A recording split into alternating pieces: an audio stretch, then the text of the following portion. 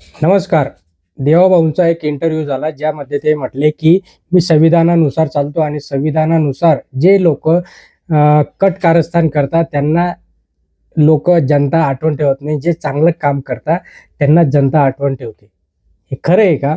या सगळ्या गोष्टींवर आज आपण बघणार आहोत की नेमकं कट कारस्थान करणाऱ्यांचे नाही तर लढणाऱ्यांना इतिहास लिहिला जातो असं त्यांनी सांगितलं.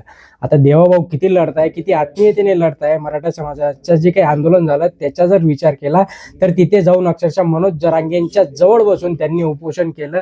एवढं मोठं आंदोलन, एवढ्या मोठ्या सगळ्या गोष्टी त्यांनी केलेल्या आहेत. तर अंतरावलीमध्ये शांततेत सुरू असणाऱ्या आंदोलनावर त्यांनी लाठीचार्ज केलेला नव्हता. त्यांच्यावर फक्त विटंबनानुसार त्यांची चूक नसताना तिथे त्यांचं नाव जोडलं गेलं असंच आपल्याला इथे समजावं लागणार आहे. परत लाठीचार्ज करणाऱ्या पोलिसांना बढत्या देखील देण्यात आल्या. त्या त्यांनी दिल्या नाहीत बरं का.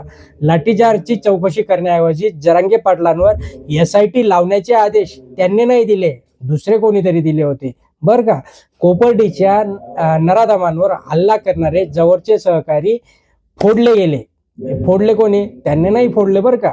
तर जरांगे शरद पवारांची भाषा बोलतात असा आरोप त्यांनी कधीच केलेला नाहीये.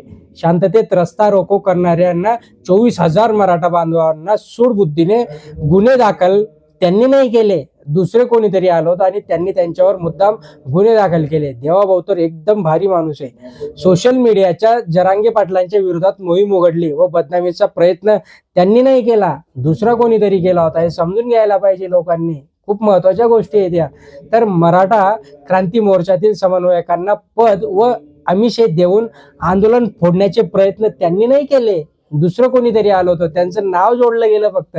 मुंबईच्या मराठा क्रांती मोर्चावेळी छत्रपती संभाजीराजे व नितेश राणे यांना पुढे करून फक्त आश्वासनांवर आंदोलन मागे घ्यायला माघारी पाडलं नाही त्यांनी, दुसरं कोणीतरी आलं होतं. एकनाथ शिंदे किंवा अजित पवारांनी त्यांना सांगितलं, त्यांनी काहीच केलं नाही. ते खूप चांगले माणूस आहे. मराठांच्या विरोधात प्रति मोर्चासाठी बळ त्यांनी कधीच नाही दिलं, तर दुसऱ्यांनी दिलं. अंतरावलीच्या वेशीवर सुपारी घेऊन आंदोलन बसवले, त्यांनी नाही बसवले, दुसरंच कोणीतरी होतं. कारण की ज्यावेळेस जरांगेंचं आंदोलन चालू होतं बाजूलाच दुसऱ्यांचं आंदोलन देखील सुरू झालं. मराठ्यांच्या विरोधात छगन भुजबळांना सोडून राज्यात मोठा OBC वाद त्यांनी नाही लावला, छगन भुजबळांनी लावला.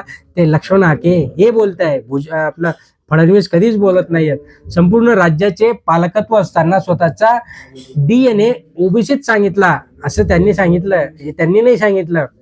सोयीनुसार कधी धर्माचं तर कधीचं राजकारण. कधी ते म्हणतात की आम्ही अजित पवारांबरोबर कधीच जाणार नाही, कधीच जाणार नाही, कधीच जाणार नाही. त्यांच्याच बरोबर 2 वेळेस सरकार देखील स्थापन करून टाकलं, हे त्यांनी नाही केलं, ऑटोमॅटिक होतंय. मागच्या मुंबई मोहिमेवेळी मराठा ट्रॅक्टर मालकांच्या आंदोलनात सहभागी होऊन नाही अशा नोटिसा देखील त्यांनी नाही दिल्या, सरकारने दिल्या. त्यांचं नाव उगाच जोडता तुम्ही.